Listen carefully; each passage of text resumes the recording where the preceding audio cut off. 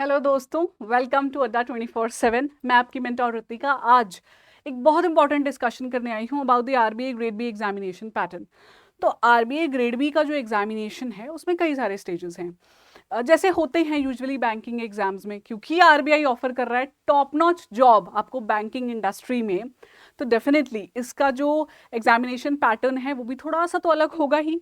अब इस अलग पैटर्न को लेके काफ़ी कंफ्यूजन रह जाते हैं स्टूडेंट्स के माइंड में, लाइक अगर डिस्क्रिप्टिव पेपर हो रहा है तो क्या वो ऑनलाइन है या ऑफलाइन है, कितने एमसीक्यूज आएंगे, क्या नेगेटिव मार्किंग होगी, कितना टाइपिंग स्पीड होना चाहिए, इस तरीके के बहुत सारे सवाल रहते हैं। इंटरव्यू का क्या रोल है, तो मैं सारे आपके जो प्रॉब्लम्स हैं आज ही हल कर देने वाली हूँ इस पर्टिकुलर वीडियो में। और ये वीडियो इसलिए अब इंपॉर्टेंट हो जाता है because RBI grade B phase 2 of the year 2026 has already taken place. जब तक आपको ये वीडियो मिलेगा तब तक पेपर हो चुका है, क्योंकि मैं ये वीडियो उसी दिन रिकॉर्ड कर रही हूँ जब ये पेपर हुआ है, तो आपको with in a day meal जाना चाहिए, राइट। तो अब 6 से 7 महीने का समय रह गया है आपकी नए साल की नोटिफिकेशन आने में, which is actually a crucial time for the preparation if you really want to crack this examination. तो अगर अपने डाउट्स यहाँ क्लियर कर लेते हो तो उसके बाद पढ़ाई पे फोकस कर सकते हो, ठीक है। To give you the right push in the right direction, this video has been made. Now the ones who are new on this channel, please guys subscribe to our channel. बहुत अच्छा content मिलेगा, बहुत पढ़ाई वाला, बहुत explanatory content जो आपके doubts clear करेगा। अपार्ट फ्रॉम दैट, ऑफकोर्स हमारी मोबाइल एप्लीकेशन आपके पास होनी चाहिए। फ्री कंटेंट के साथ साथ हमारे बहुत अच्छे पेड कोर्सेज सस्ते टिकाऊ दामों पे मिल जाते हैं, लेकिन मेरा कूपन कोड यूज करना पड़ता है उसके लिए, विच इज Y754, ठीक है। Y754 यूज कीजिए और भारी डिस्काउंट ले लीजिए। चले आते हैं पैटर्न पे।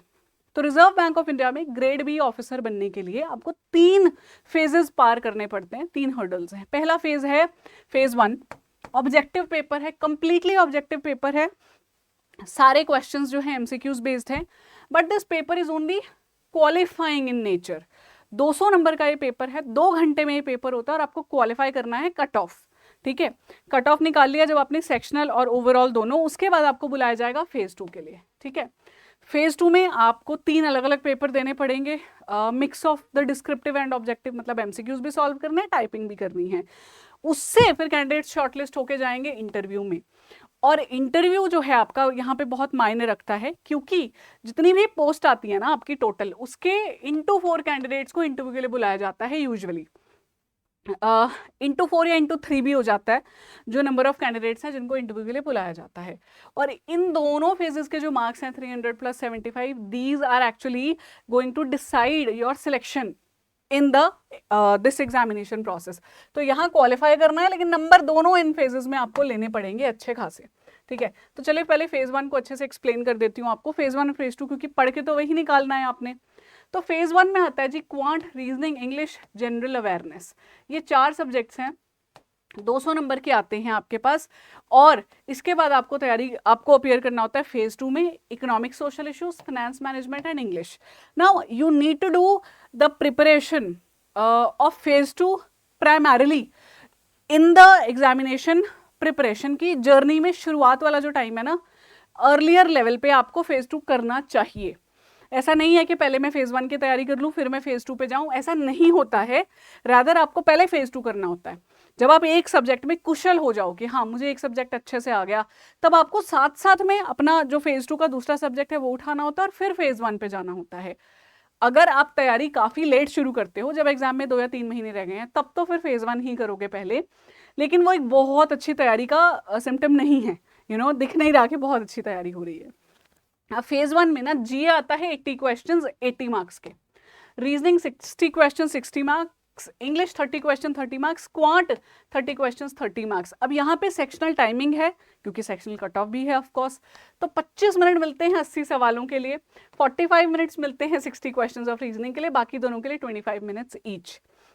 तो ओवरऑल 2 घंटे का पेपर, 200 क्वेश्चंस, आपको 200 नंबर के। अब पूरे नंबर नहीं लेने हैं, लेकिन जो कट ऑफ है मैं आपको बता देती हूँ, 50% टच करता है सेक्शनल कट ऑफ। 2026 के हिसाब से देखें 50% तक, 39 पॉइंट समथिंग गया था इसका कट ऑफ, यानी 40 नंबर आएंगे तभी आप कंसिडर किए जाओगे कि आपका फेज 1 निकलेगा या नहीं।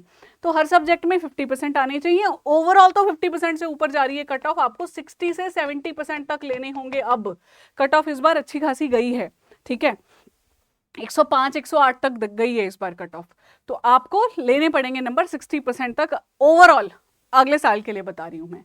ये हो गया आपका पैटर्न, लेकिन ये सिर्फ क्वालिफाई करना है, इसमें 200/200 नहीं लेने हैं हमें, ठीक है। There is a negative marking of 1/4 mark, 0.25 की नेगेटिव मार्किंग है। कट ऑफ सेक्शनल भी निकालनी पड़ेगी आपको, कट ऑफ सेक्शनल भी और ओवरऑल भी निकालनी पड़ेगी, और इतनी मेहनत के बाद भी फाइनल स्कोर नहीं ऐड होगा आपका आपके सिलेक्शन में, ठीक है। सिलेक्शन में ऐड होंगे फेज 2 के नंबर। जब आप फेज 1 क्लियर करोगे आपको फेज 2 के लिए बुलाया जाएगा। फेज 2 के 3 पेपर होने हैं, तीनों एक ही दिन में हो जाएंगे। Economic social issues, finance management, English, 100 marks each. ऐसा यूजुअली होता है कि जैसे 2026 में पहला जो आपका पेपर है वो होगा एफएम का, ठीक है। एफएम के पेपर के बाद आपको ब्रेक मिलेगा करीब 2 घंटे का, उसके बाद आप जाओगे अगले 2 पेपर के लिए, ईएसआई फिर इंग्लिश, ठीक है। ऐसे इस बार हुआ था। 100 मार्क्स का ईच पेपर है। इंग्लिश तो इज कम्प्लीटली डिस्क्रिप्टिव, आपको ऐसे लिखना होता है 40 मार्क्स का, रीडिंग कॉम्प्रिहेंशन सॉल्व करना है, प्रेसी सॉल्व करनी है, तो 100 नंबर का बेसिकली पेपर आपको निकालना पड़ेगा। अच्छे नंबर लेने पड़ते हैं, मान के चलो कि 70-80 तक नंबर लेने चाहिए आपको इंग्लिश में। डिस्क्रिप्टिव में ऑनलाइन टाइपिंग करनी है, पेपर स्क्रीन पे दिखेगा, क्वेश्चन वहीं पे बॉक्स बना होगा, वहीं पे आपको टाइपिंग करनी है, ठीक है। और हिंदी मीडियम वाले जो कैंडिडेट्स हैं उनको भी इंग्लिश का पेपर तो देना ही पड़ेगा। ईएसआई एफएम ऑफ कोर्स वो अपने हिंदी मीडियम में दे सकते हैं। और ईएसआई एफएम पे अगर आते हैं, this was completely descriptive. ESI FM का यूनिक पैटर्न है जिसमें बच्चे कंफ्यूज होते हैं, ध्यान से सुनना। 100 मार्क्स ईच है ना, 100 नंबर का ये पेपर है, 100 नंबर का एक है, तो 100 को 50-50 में डिवाइड कर दिया इन्होंने। 50 मार्क्स के ऑब्जेक्टिव क्वेश्चंस आते हैं एमसीक्यूज वाले, 30 क्वेश्चंस होते हैं यूजुअली। 30 में ऐसे होता है कि 20 क्वेश्चन तो दे देंगे ये आपको 2 नंबर के, और 10 क्वेश्चन दे देंगे 1 नंबर के, तो ये हो गए 40 + 10 कितने हो गए, 50 नंबर आपके।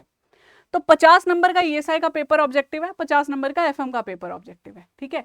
अदर 50 इज अबाउट डिस्क्रिप्टिव, जहां पे आपको 4 सवालों के आंसर करने हैं। 2 क्वेश्चन होते हैं जी 15 नंबर के, 2 क्वेश्चन होते हैं आपके 10 नंबर के, ठीक है। ये 4 क्वेश्चंस आप अटेम्प्ट करोगे 50 मार्क्स के।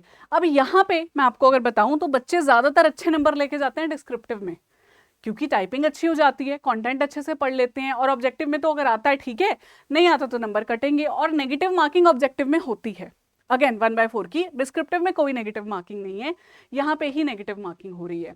तो पेपर का सीक्वेंस ऐसा चलेगा कि जिस दिन आप जा रहे हैं, तो हो सकता है आपका इंग्लिश पेपर पहले हो जाए, या एफएम हो जाए, या ईएसआई हो जाए, तो पेपर 1 हो जाएगा आपका, तीनों में से कोई एक। आपको मिलते हैं टोटल, यहाँ पे आपको समय मिलेगा डिस्क्रिप्टिव के लिए आपको मिलेंगे 90 मिनट, और 30 मिनट मिलेंगे एमसीक्यूज के लिए, तो 2 घंटे का आपका लगभग पेपर हो गया यहाँ पे एक, ठीक है। तो पहले जब मान लीजिए आपका एफएम शुरू हो रहा है पेपर, जैसे 2026 में हुआ, तो ऑब्जेक्टिव क्वेश्चंस आपकी स्क्रीन पे आएंगे 30 मिनट्स के लिए। 30 मिनट्स खत्म होते ही स्क्रीन उड़ जाएगी और सामने आ जाएंगे डिस्क्रिप्टिव क्वेश्चंस, 90 मिनट मिलेंगे उनके लिए, ठीक है। तो 120 मिनट का पेपर हुआ, 2 घंटे हो गए, पेपर खत्म, ब्रेक मिल गया आपको 2 घंटे का। फिर आप जाते हो सेकेंड शिफ्ट कहते हैं उसे, उसमें आया इंग्लिश का पेपर, आपके सामने खुला पेपर, 90 मिनट का पेपर है, आपको सॉल्व करने हैं 3 क्वेश्चंस, वो खत्म हुआ। उसके बाद आपको ब्रेक मिल जाता है यूजुअली थोड़ी देर का, and you start with the other paper which is ESI. ESI में भी वही होगा जो एफएम में हुआ था, पहले स्क्रीन पे आएंगे ऑब्जेक्टिव 30 क्वेश्चंस, 30 मिनट्स के लिए वो जाएंगे, फिर आ जाएगा आपका डिस्क्रिप्टिव क्वेश्चंस, ठीक है जी। This is the entire pattern. पूरे एक ही दिन में 3 पेपर ले लेंगे 300 नंबर के। थकते हो आप, लेकिन आपकी यू नो दैट वो अंदर होता ना फीलिंग कि नहीं मुझे तो निकालना है ये पेपर, वही निकाल पाते हैं जो मेहनत कर चुके होते हैं पहले, ठीक है। अच्छा खासा पैटर्न है ये पेपर का। और अच्छी बात ये है कि इन 300 मार्क्स की जो कट ऑफ आती है, बेसिकली जो सिलेक्शन स्कोर होता है, वो ओवरऑल होती है। लाइक अलग अलग आपको ईएसआई एफएम इंग्लिश का पेपर नहीं देना पड़ रहा, कट ऑफ नहीं निकालनी पड़ रही, पेपर तो देना पड़ रहा है, कट ऑफ नहीं निकालनी पड़ रही। नाबार्ड में यूजुअली निकालनी पड़ती है बच्चों को, यहाँ पे ऐसा नहीं है। ओवरऑल 300 में से कितने नंबर है ये कैलकुलेट किए जाएंगे, 220 तक नंबर ले लेते हैं बच्चे टोटल, फिर उनको बुलाया जाता है इंटरव्यू के लिए। तो फेज 1 हो गया आपका क्वालिफाई, फिर आप फेज 2 में गए, यहाँ पे जो नंबर आए कट ऑफ के बेसिस पे इंटरव्यू के लिए बुलाया गया। इंटरव्यू में अब 75 मार्क्स का आपका एक बोर्ड मेंबर्स के साथ में इंटरव्यू होगा, फिजिकल इंटरव्यू रहता है। Of course you have to go and discuss अपने बारे में, अपनी प्रोफाइल के बारे में सारे सवाल पूछे जाएंगे जो आपको बड़े आंसर देने होते हैं। आरबीआई बोर्ड खुश हो जाए तो 75 में से आपको 55 नंबर दे देगा, 60 नंबर दे देगा। आपको पसंद ना करे तो 0 भी दे देंगे आरबीआई वाले, ठीक है, क्योंकि उनको पता है कि आपके जो नंबर फेज 2 में आए हैं वो मिला के फिर इंटरव्यू के साथ फाइनल लिस्ट बनेगी, तो वो कोशिश करते हैं कि अच्छे कैंडिडेट को यहाँ अच्छे नंबर दें, पसंद नहीं आए कैंडिडेट तो जान के बुरे नंबर देंगे ताकि आपकी सिलेक्शन ना हो, चाहे कितने भी अच्छे नंबर यहाँ क्यों नहीं आ गए थे, ठीक है। तो 375 में से फाइनल कट ऑफ बनती है एंड स्टूडेंट्स आर सिलेक्टेड। तो इससे क्या पता चल रहा है, तैयारी चाहिए बहुत अच्छी, अभी से आप फेज 1 फेज 2 पे साइमल्टेनियसली काम कर सकते हो, और अगर बहुत अच्छे से फेज 1 फेज 2 की तैयारी करोगे ना, डेफिनेटली इंटरव्यू आपका बेहतरीन होने ही वाला है, अनडाउटेडली, ठीक है दोस्तों। अब मैं आपको बताना चाहती हूँ अबाउट आर रेगुलेटरी बॉडीज महापैक। आने वाले साल में आरबीआई हो रहा है, नाबार्ड इसी साल हो रहा है, पीएफआरडी आना है, तो ज़्यादा सोचो मत, ले लो हमारा आरबीआई नहीं, रेगुलेटरी बॉडीज महापैक, Y754 मेरा कोड यूज करना, सारे एग्जाम्स की तैयारी हो जाएगी। अगर सिर्फ और सिर्फ आरबीआई की तैयारी करनी है then we have RBI grade B target batch as well, go for that. हमारी वेबसाइट पे डिटेल्स हैं, हमारी मोबाइल ऐप पे डिटेल्स हैं, ठीक है दोस्तों। अभी भी कोई डाउट रह गया है तो please put down a comment. मेरा नेक्स्ट टारगेट है आपके लिए ऑल दी एलिजिबिलिटी डाउट्स पे वीडियो लाना। If you want me to bring that please mention bring video on eligibility, सारा एक एक डाउट क्लियर करूंगी जैसे यहाँ पे किया है पेपर पैटर्न पे, ठीक है। This is your mentor Ritika signing off. मेरा कोड याद रखना है Y754 किसी भी कोर्स में एनरोल करने के लिए।